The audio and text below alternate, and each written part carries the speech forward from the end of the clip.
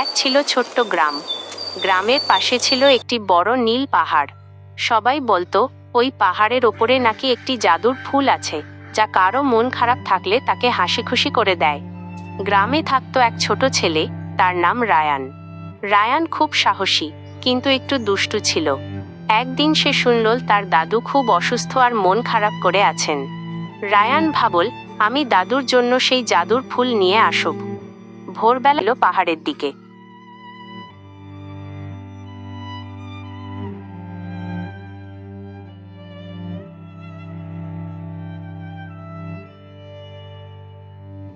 পথে সে একটি ছোট পাখি দেখতে পেল। পাখিটি জালে আটকে গেছে। রায়ান তাকে মুক্ত করে দিল। পাখি খুশি হয়ে বলল, তুমি ভালো ছেলে, সামনে বিপদ এলে আমি সাহায্য করব।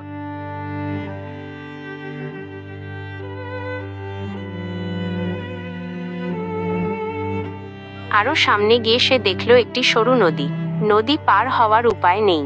হঠাৎ সেই পাখি এসে তার সামনে উড়ে উড়ে একটা নিরাপদ পথ দেখিয়ে দিল। রায়ান নদী পার হয়ে পাহাড়ের চূড়ায় পৌঁছাল। সেখানে সে দেখল একটি সুন্দর সোনালী রঙের ফুল আলো ছড়াচ্ছে। ফুলটি বলল, শুধু যার মন ভালো সে আমাকে তুলতে পারে। রায়ান হাসল, কারণ সে কাউকে কষ্ট দেয়নি, বরং সাহায্য করেছে। ফুলটি নিজেই তার হাতে চলে এল। রায়ান দৌড়ে বাড়ি ফিরল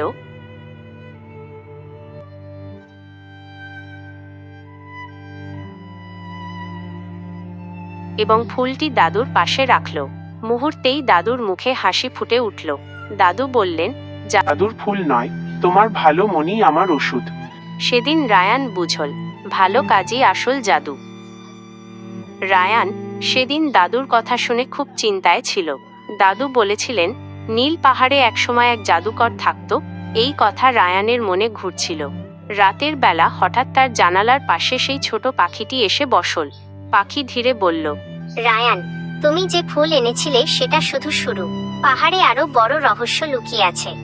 রায়ান অবাক হয়ে জিজ্ঞেস করল, কি রহস্য? পাখি বলল, জাদুকরের পুরনো দরজা আবার খুলতে যাচ্ছে। হঠাৎ দূরে নীল পাহাড়ের চূড়ায় এক ঝলক নীল আলো জ্বলে উঠল। রায়ান সিদ্ধান্ত নিল, কালই আবার পাহাড়ে যাবে। পরদিন ভোরে রায়ান পাহাড়ে পৌঁছাল। আগের সেই জায়গায় গিয়ে দেখল একটি পাথরের দরজা।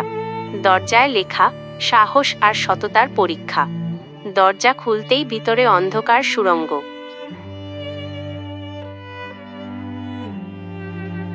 হঠাৎ সামনে তিনটি রাস্তা দেখা গেল। একটি কণ্ঠ ভেসে এল, যে ভুল পথ বেছে নেবে সে ফিরে যেতে পারবে না। রায়ান চোখ বন্ধ করে ভাবল, সে সবসময় সত্য বলেছে, কাউকে ঠকায়নি। সে মাঝের পথটাই বেছে নিল। হঠাৎ চারপাশ আলোয় ভরে গেল। সুড়ঙ্গের শেষে দাঁড়িয়ে আছেন এক বৃদ্ধ জাদুকর। জাদুকর হাসলেন, রায়ান, তুমি পরীক্ষায় পাশ করেছো। এই পাহাড়ের শক্তি তোমার মতো ভালো মনের মানুষের জন্য। তিনি রায়ানকে একটি ছোট নীল পাথর দিলেন। বললেন, যখনই তুমি কারো ভালো চাও, এই পাথর জ্বলবে। রায়ান পাথরটি হাতে নিয়ে দেখল, এটা মৃদু আলো ছড়াচ্ছে। সে বুঝল, আসল শক্তি জাদুতে নয়, ভালোবাসা আর সততায়। রায়ান বাড়ি ফিরল, কিন্তু নীল পাথরের আলো এখনো জ্বলছে। পরদিন সকালে রায়ান দেখল, হাতের নীল পাথরটি শুধু জ্বলছেই না, বরং একটি নির্দিষ্ট দিকে বারবার সংকেত দিচ্ছে। দাদুর শরীর এখন অনেকটা ভালো। তিনি রায়ানকে বললেন, রায়ান, এই পাথর তোমাকে সেই হারানো উপত্যকায় নিয়ে যেতে চায়, যেখানে একসময় সব পশু পাখি কথা বলতো, কিন্তু এখন সেখানে এক গভীর স্তব্ধতা নেমে এসেছে। রায়ান দেরি না করে বেরিয়ে পড়ল। নীল পাহাড়ের ঠিক পেছনেই ছিল সেই কুয়াশাচ্ছন্ন উপত্যকা। পথে আবার দেখা হলো সেই ছোট্ট পাখির সাথে। পাখিটি এবার বেশ চিন্তিত। সে বলল, রায়ান, উপত্যকার মাঝখানে একটি বড় স্মৃতির ঝরনা আছে। কেউ একজন সেই ঝরনার পানি শুকিয়ে ফেলেছে, তাই পুরো জঙ্গল আজ নীরব। রায়ান যখন ঝরনার কাছে পৌঁছাল, দেখল সেখানে কোনো পানি নেই, শুধু ধূসর পাথর। হঠাৎ নীল পাথরটি তার হাত থেকে ছিটকে গিয়ে একটি বড় পাথরের গর্তে ঢুকে গেল। মুহূর্তেই সেখান থেকে এক অপার্থিব সুর ভেসে এল। রায়ান বুঝল, এই পাথরটি আসলে একটি চাবি।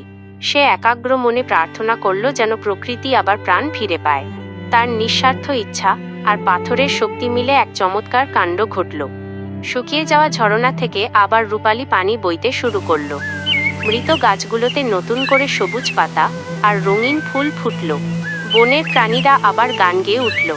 পাখিটি উড়তে উড়তে বলল, রায়ান, তুমি শুধু জাদুকরের উপহার আনোনি, তুমি প্রকৃতির ভারসাম্য ফিরিয়ে এনেছো। রায়ান হাসি মুখে বাড়ির পথে রওনা দিল। সে শিখল প্রকৃত বীর সেই যে নিজের শক্তির ব্যবহার করে অন্যের মুখে হাসি ফোটায়।